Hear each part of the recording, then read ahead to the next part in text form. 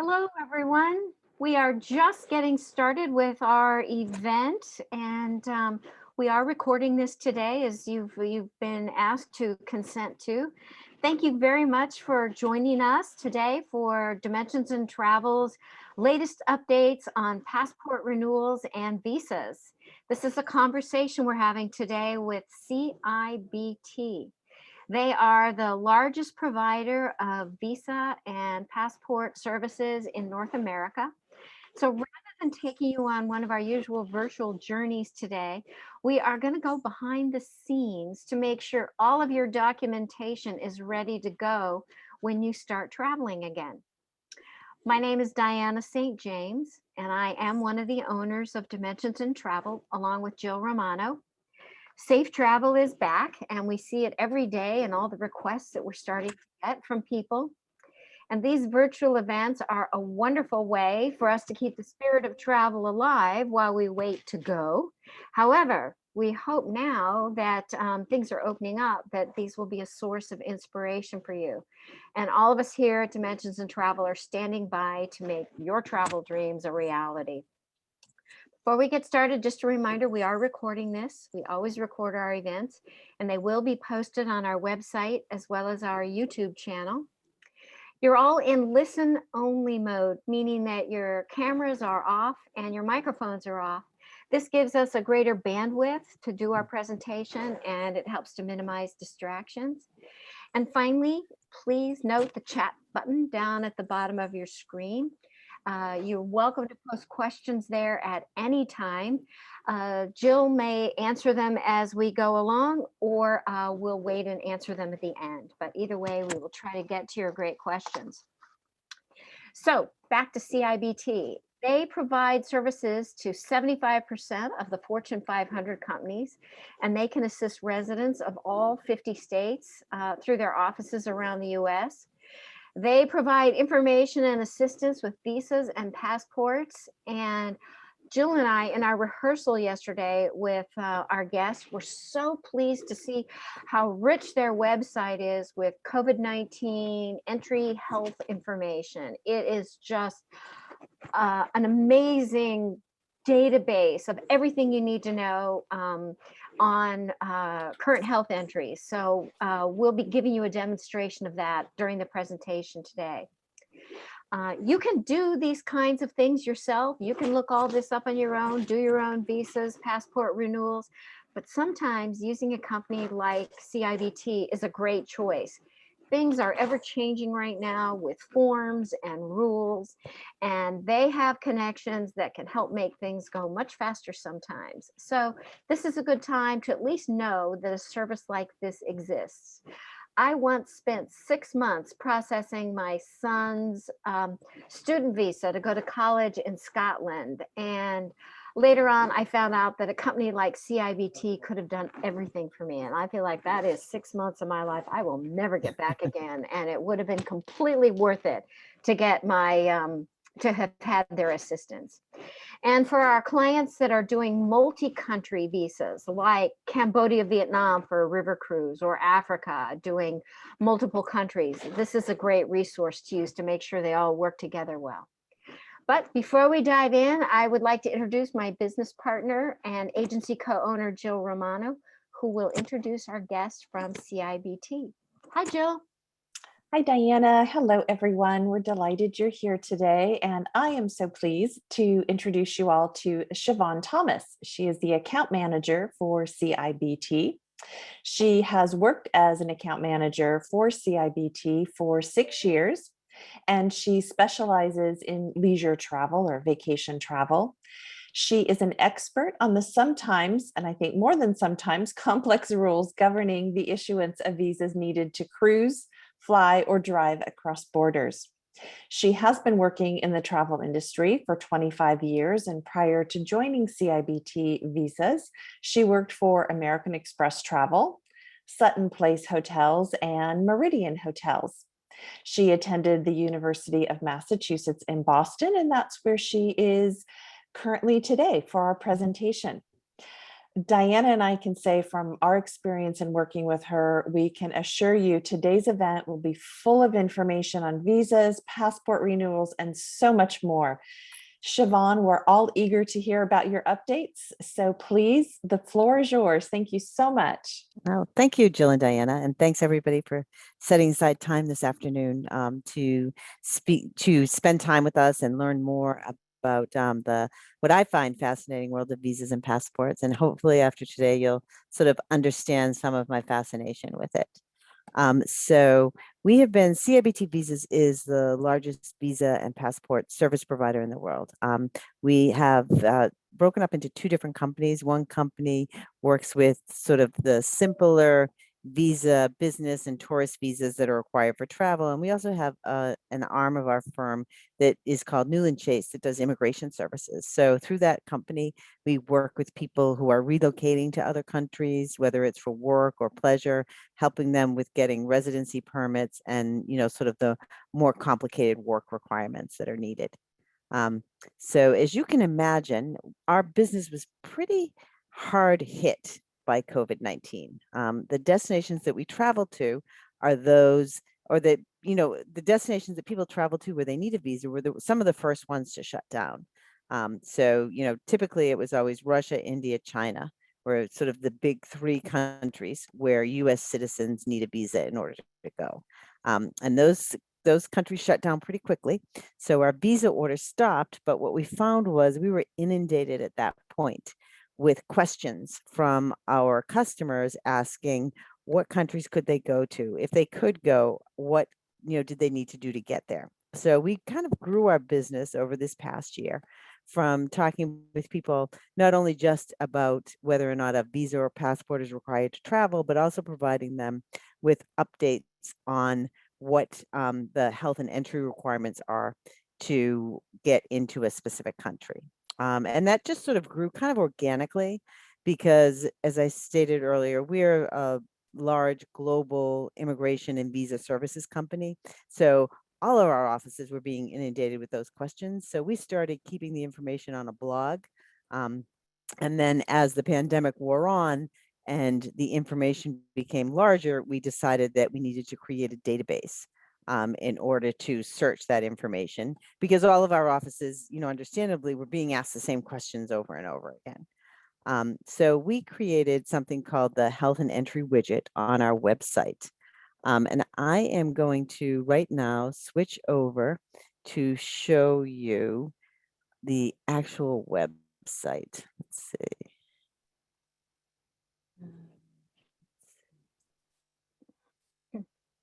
Are you on the website now? Yes, you're all Perfect. set, Siobhan. You did it. Thank you. I did it.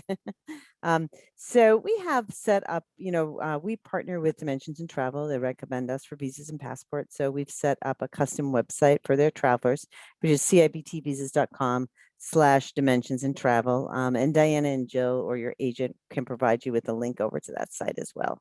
But you come to our website typically, and you would say, if you wanted to know, first question is like, do I need a visa to get to a specific country? So you'd say here, you hold a passport from the USA. And if you had a passport from the UK or someplace else, you could enter that as well. You'd say, for example, I live in Northern California. I'm going to, in this case, we'll say Vietnam, and looking for a tourist visa. So you can see, that's one of the first questions we get sometimes is people want to know what kind of visa they need for travel.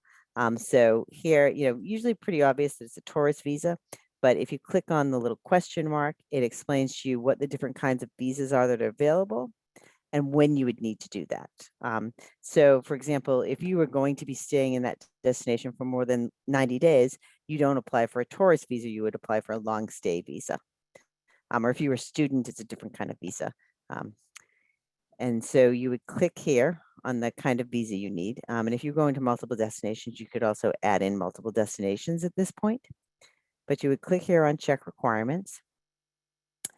And then the system goes out and searches our database to tell you what the requirements are. So it tells you, first of all, up here, a visa is required to travel to this destination. If you did not need a visa, it would say no visa is required. But then it tells you up here that the embassy of the country of Vietnam is not issuing visas right now. So you could contact them directly if you wanted to obtain more guidance. But it still does tell you there's some additional information here. So it tells you what the specific entry restrictions are. So it's saying here that it's suspended for all foreign nationals except diplomats, skilled workers, business managers, and experts who hold entry approval. And it tells you where the flights are. International flights are only allowed between Vietnam and China, and gives you a lot of information about that. And then if you were one of the people who was allowed entry to the country, it would tell you what the entry and health requirements are. So what you need to do in order to, in order to enter the country. So when you go to the airline and you check in with the airline, or you go in through immigration, they're going to ask you for a negative COVID-19 test that's issued no more than 72 hours before departure, proof of health insurance, and you will have to complete a health declaration form on arrival or online. And what's really nice here is that it gives you a link over to the form online that needs to be completed. So you can see here, it takes you to the link there. It tells you what the in-country experience is going to be like. Face masks are mandatory. Most places are open. Transit restrictions. So what the restrictions are if you're trying to transit through Vietnam on your way anyplace else. You can't transit through Vietnam on your way anyplace else now, right now, and what the re-entry requirements are. So what's going to happen when you come back to the United States? You're going to need to take another COVID-19 test that's no more than 3 days prior to departure. And it tells you specifically what kinds of tests you need to take. And it goes into, all the relevant details here. If you were able to apply for a visa, this section of the website tells you what you need to do in order to apply for a visa.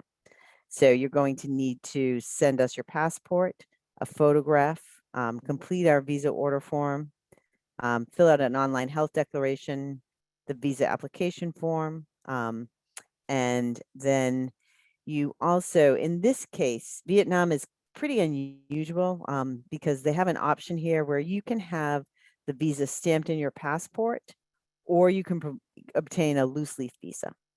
So with a loose leaf visa, it is a separate piece of paper that you would carry with you in addition to your passport.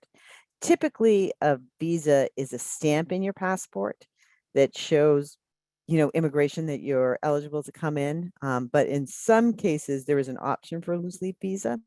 And if there are options for other visas, you'll be given that option on our website. The different kinds of visas would be, what I would call the traditional visa, which is a stamp in your passport, the loose leaf visa, which is an extra piece of paper. The good and the bad with that is that you have to hang on to an extra piece of paper.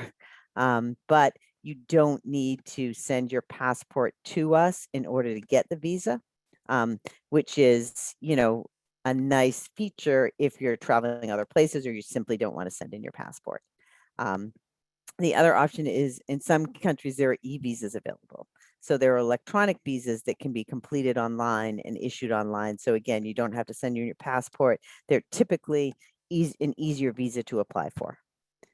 So in this case, the visa has suspended operations, so there's no information about the cost, but usually there would be information about the cost there. So as I was saying earlier, what we found was we were getting tons of questions from people about destinations that require visas and what the additional COVID-19 requirements were, but we were also getting questions from people about destinations that don't require visas. So what we've done is we've created, under the COVID-19 tab, we've created this database called the CIBT Entry Guide. And you would type in here where you're leaving from, where you hold a passport from, and for you, it will default to USA. And say you wanted to go to Italy. Everybody wants to go to Italy these days. And then you could check entry specifications. So it tells you here, a visa is not required to enter Italy, but it tells you what the entry restrictions are. And goes into an awful lot of detail about the entry restrictions. So, this is, clearly one of the reasons why you need to talk with a travel agent to really sort of go through it and make sure you understand it all. So US citizens right now are on a list of D countries, so they can go to Italy if they have not been to a destination that's on the list of E countries. So again, something I think really critical that you work with your travel agent to make sure that, meet the restrictions. Sorry, so you can show less of that. Goes into a lot of detail again about the health requirements, transit restrictions, in-country experience, and re-entry requirements to the US. Another nice feature here is that you can display multiple destinations at once. So say you wanted to look at Greece, France, and Spain, because you're desperate to get back to Europe these days. So you can look at the entry restrictions for all three countries at once and do a comparison to see, where it would make the most sense for you to attempt to get to. So we're getting a lot of really great feedback from, customers and travel agents about this information because it's really helpful to have it all in one place. Now, what we're doing is the information comes into our database department and they validate that information to make sure it's accurate because there are a lot of rumors flying around out there. So when the information comes to us, we check with the consulate, validate with reliable sources that it's accurate, and then make updates to the information that's on our website. So some of the other things, as I stated earlier, we started out doing a travel and immigration blog on coronavirus, and that's still up to date. So that will give you the updates on any changes that have happened today. And you can also download the information that's in the in our database in a guide. It's quite a long guide, it's about 400 pages, but it's free of charge. You can access that information if you happen to be somebody who prefers a guide over, looking at a database. We have also started a service called Informed Traveler. So if you have a trip booked and you want to send us the itinerary, we'll check the itinerary to make sure and send you an email with the entry restrictions for all of the destination and transit points on your itinerary. So quite simple, you just fill in your trip start date, the country of residence, and, let us know what your destinations are. And we can provide that information for you. So now when we go back to some of the other, services that we provide is we provide passport services. So we assist people with getting expedited passports. And yes, passport expediting has changed quite dramatically during the pandemic. So before COVID-19, the US Passport Office was operating at full capacity. They had plenty of people, and we were able to get passports done in as little as one day. So typically we were issuing passports between 1 day and 7 days. During the pandemic, that has increased to 4 to 6 weeks. So expedited passport processing is 4 to 6 weeks. The standard processing time is 10 to 12 weeks. And I get desperate calls every day from people who put their passport away a year ago and they didn't realize it expired and they have a trip next week and they're wondering how they can get on the trip. It is extremely difficult to get a passport issued in an emergency situation right now. There is, and I can share the information with Diana and Jill, there's a government website that you can go on where they have very limited appointments available for ordering a passport. And you have to be within 3 days of travel and you have to have proof of travel. And there are very limited appointments available in very limited locations. To the point where honestly, people are driving. I had somebody yesterday drove 7 hours to get their passport renewed in Vermont because it was the only appointment they could get and they had a flight booked for today. So, pretty stressful. I'm glad my passport's renewed. But, it's really stressful. They were very lucky to get the appointment. And it's, just 3 days before your flight, running around trying to get the passport renewed is quite difficult. So I'd really encourage you to check to make sure your passport is renewed before you book any travel outside of the United States. And we're hopeful that this, changes soon, that as government offices reopen, that they once again start offering the emergency passport processing that was available. Like I know for we work with a lot of cruise lines, and they had their system in place where people were checking in for cruises all the time without their passports up to date, not realizing it had expired. So the cruise lines were able to send people to the cruise office in Miami, to the passport office in Miami and get their passport renewed, but they don't have that option anymore. So really feeling badly for people who have booked travel and are not able to do it because of the passport renewal. And the other, if you're flight crew, you do have a better chance of getting your passport renewed in an emergency situation. And we do have an option there for people to call us who are, certified flight crew, and we can help them with getting an emergency passport issued.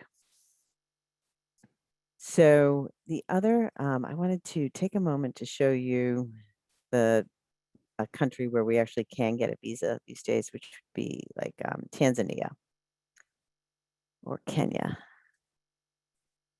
So I go here to start my visa application. So again, it's very important that you provide the state where you're located. Many visas are what's called jurisdictional. So you have to apply based on the state where you're located, and there are differences between how you would apply in one state versus another. So for example, when you were getting a Chinese visa, the requirements or the way you went about doing the application was very different in Boston as opposed to California.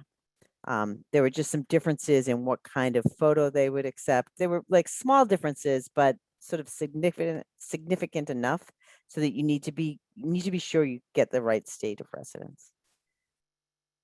So you would say tourist single entry electronic visa, if that's what you wanted. This goes in and reviews the entry requirements, tells you the eligibility and documentation. So this is an electronic visa. So our fee would be $94. The consulate fee is $52.75, and it will take 7 business days for that visa to be issued. So if you click here on Get an e-visa, you would go in and fill out a very simple form, and your application will be transmitted over to us electronically. You don't need to send us your passport. You would be able to upload a copy of your photos to us, and it would be a pretty simple process. Go in and show you. I'm trying to figure out if I go back to Vietnam visa.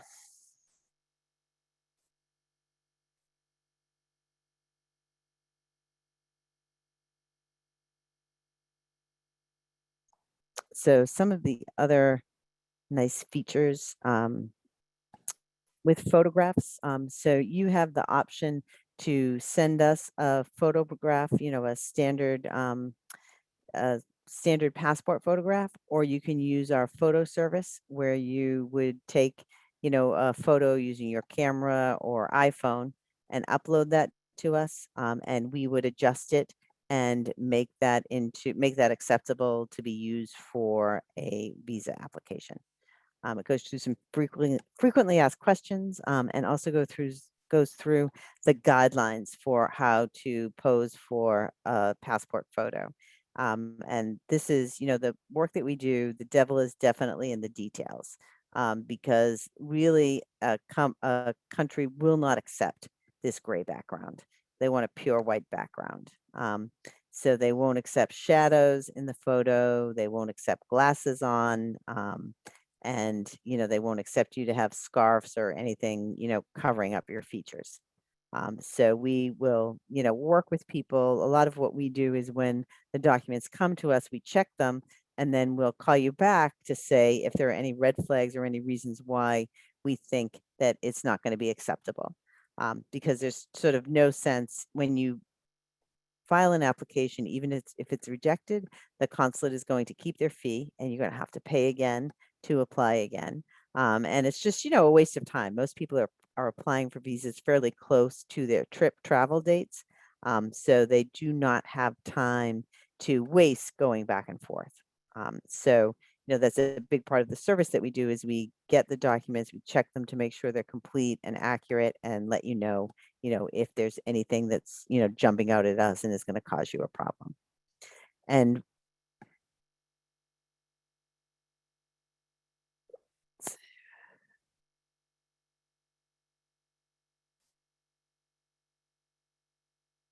another feature that we offer is something called document preparation. So some forms can be quite complicated to fill out. So we'll offer you a service where you can fill out a very simple form. We'll fill out the visa application form and send it to you so that you can correct it, make sure it's accurate, and we will, you make sure it's accurate and then you sign it and send it in. So another thing that, kind of can make your life a little bit easier for applying for visas and passports.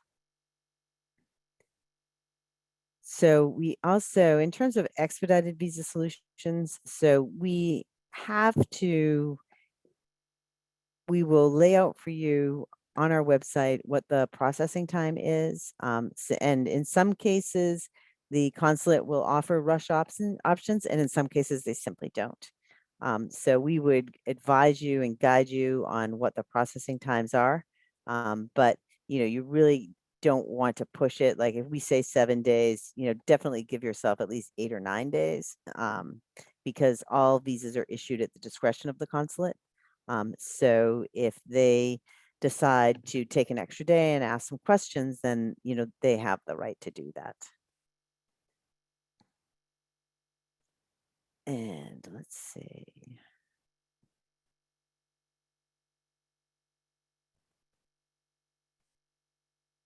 So every country has different requirements for visa applications. Some are quite simple and some are really complicated.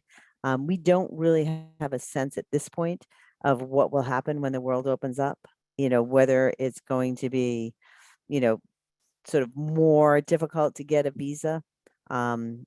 During COVID, it's definitely been far more difficult to get a visa. There are a number of countries that are not issuing visas.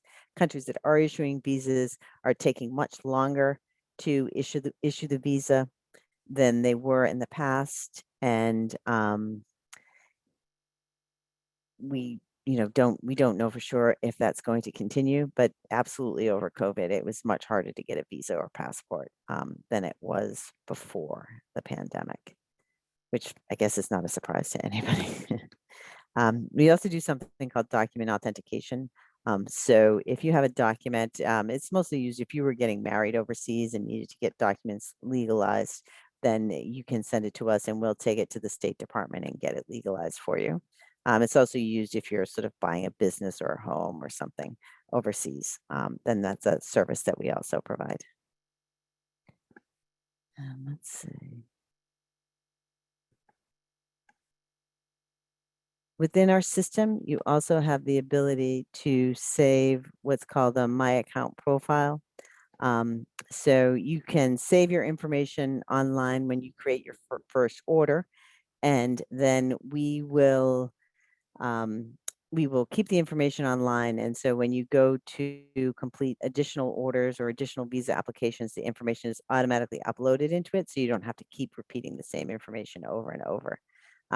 Because every visa application is asking you some of the same information, your name, your address, your passport number, your mother and father's name.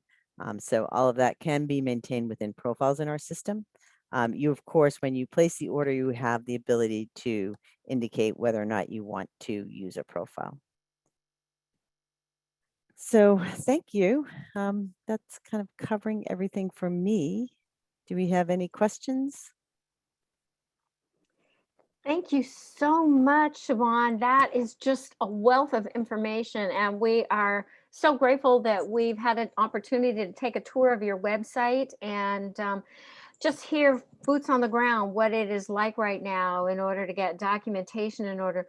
You did say 2 things yesterday that you wanted to make sure you emphasized to people in terms of their passport, and one was making sure that when you get off this presentation today, check the expiration date on your passport. And the second thing was making sure your passport is signed. Mhm. Yes. Yeah. You said that was one of the main reasons why passport or visa applications get rejected, is the passport's not signed. Yeah, it's the number one error that we find when people send I know, right? That and students don't read anything, but they don't. The many people send their passports, they don't sign it. I guess when you get it back from the passport agency, people forget to sign it. And then when they go to submit their visa application, that passport has to be signed. So we have to, people incur extra shipping charges then. We have to send them back the passport, have them sign it, and have them ship it back to us. So The only people don't shipping even that think we'll of that. use, yeah. Mhm. Yeah, I guess it doesn't really occur to them until that happens. The other thing that's been kind of interesting over the last few years is that the US Passport Office has rejected some passport applications because the signature on the application doesn't match the signature on the original passport. Isn't that odd? I always I- thought that was kind of fascinating because I think we just don't Yes. write things anymore. No, We my don't. handwriting's And my handwriting's exactly, gotten it's terrible. changed. Yeah, right? yeah. So, okay, I'm gonna look at my signature before I submit my next Yeah. passport application and try to match it as best I can. It's Yeah. like our This is- absentee ballots for voting. Exactly. This is Bob in Santa Barbara. I have a Yeah. couple questions. Okay. What is the normal timeline for updating a passport? I think mine is due to expire in April of 2022. So if I got it done at our local post office. So what's the Mhm. normal timeline for that?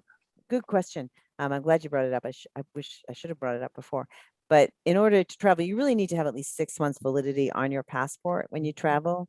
There are a lot of different rules.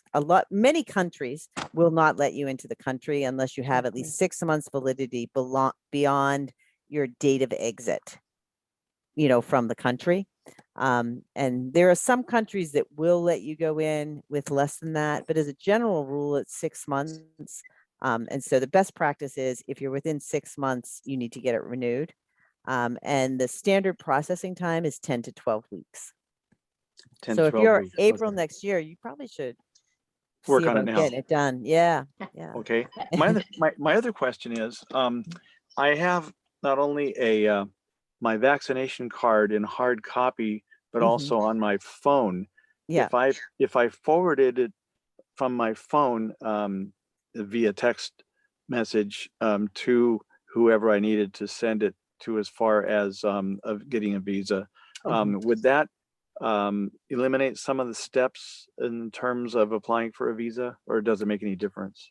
We're keeping an eye on that right now. Most countries have not suspended the need for a COVID-19 test because you have a vaccine. Like that's just a new thing that's starting to happen. So we'll update that like on our website as it changes. But most countries right now still want you to do a COVID-19 test 72 hours, 48 to 72 hours. They still want to test. Okay. They still do. I mean, that's changing. I saw something today, like there's that new EU, the European Union Mhm. COVID vaccine passport. So that was just announced today, but that's only for citizens of 7 countries. They're looking to add the US to that, but that hasn't happened quite yet. And it sounds like that might not be till at least the fall of this year. So I don't know. We'll just have to monitor that.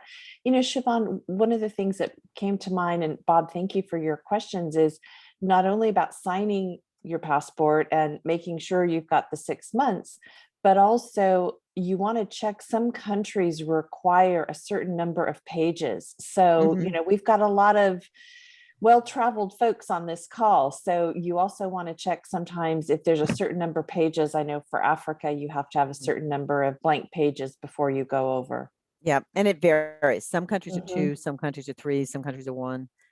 So yeah, you need to look into that Absolutely. when you're traveling. And we have that on our website as part of the visa requirements.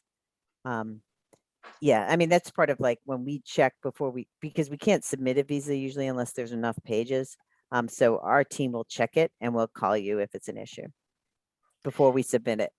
Okay, and we were also going to talk about a couple of kinds of visas that had come up in questions. One is, what's happening with these e-visas that Mm-hmm. potentially we need to be ready for next year. Mm-hmm. And always, when we're talking about travel, I think the first visa question that comes up always has to do with Russia. So what's happening with Russia? Yep. Yep. So the European Union, which is it's called the Schengen region, actually, there's like a affiliation of 27 countries in Europe that it isn't exactly the European Union, but it's close. But anyway, so those countries all share, they have similar visa requirements and they all share one visa. Like there's one visa called the Schengen visa that people who are like Indian or national or Chinese passport holders have to get a Schengen visa in order to enter Europe. Now the US has always insisted that people who are Europeans and members of that Schengen Union, they need to get a visa to come to the US. So they need to get an electronic visa to come to US. So those European countries are putting, all visas are reciprocal. So meaning like if the US is asking for a visa for Europeans to come to the US, then Europe is going to ask for visas for US citizens. It's been pushed off for a while, but the expectation is that by the end of 2022, US citizens will need to get an electronic visa to go to Europe. It's really not anything to be super concerned about. It tends to be a really simple visa to get, but you will need to get the authorization, like Australia. Like you need a visa to go to Australia, but it's quite simple. So we get a lot of questions about that. Every once in a while it pops up on USA Today or something and people get all worried about it. And then Russia, yeah, Russia has historically been a fairly difficult visa to get for tourists. And so, it's just like a time consuming process. You had to provide them with your full itinerary. All your itinerary dates had to match exactly on the application. You needed to, get approval in order to go to Russia. Now, before the pandemic, they were introducing an electronic visa that was much simpler to get. So it was encouraging a lot of people, especially like cruise passengers who were, spending some time in Russia. So with cruises, if you are on an escorted tour, you don't necessarily need a visa for Russia. But if you want to do anything on your own, you need a visa. So the good news was that Russia was introducing that electronic visa. They have not said for sure how they will open up again and if they will introduce that electronic visa again. But, we're hopeful that that will happen again because it was much simpler.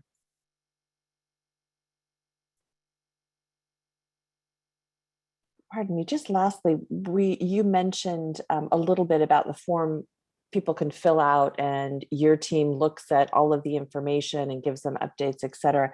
And we also talked about the guided entry. Could you give us all just a little bit of an idea of the cost of that? Someone who would really like a little additional VIP service and hand-holding?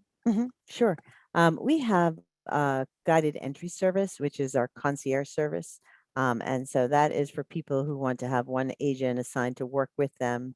We'll complete the forms for them. We will, call them and remind them when certain documents are due, and just generally be available to walk them through the process.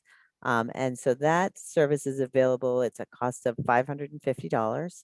And, it's really quite popular among a lot of travelers because they just don't want to sort of sift through all that paperwork on their own.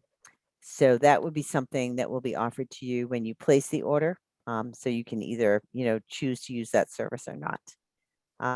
And then the document preparation service is a service that is available.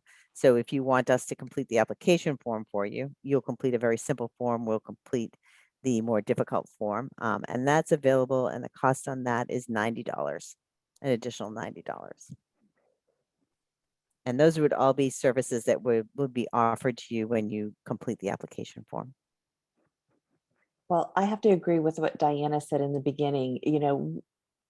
We can all maybe do our own visas, but, I think over the years, we've looked at it, and we've looked at the fee for the visa, we've looked at the fee for the service. And I think we've all gotten to a point where it really just makes so much sense. The value is there. You've Yeah. clearly demonstrated that today. This is the best way to do it, because trying to navigate directly and negotiate with the embassies yourself and sending off your forms, Yeah. it really, you've shown us for many reasons why it's best to book it all through CIBT and get that personalized service and make sure that everything is going to be correct and done properly. Yep.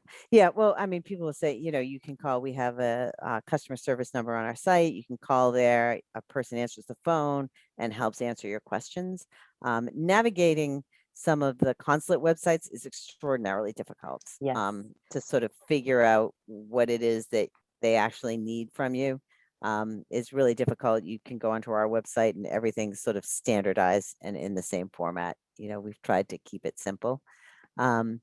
So yeah, I mean, I think, I've honestly been surprised, but actually the fastest growing service is that concierge service. So, a lot of people just seem to say like, I don't do this every day.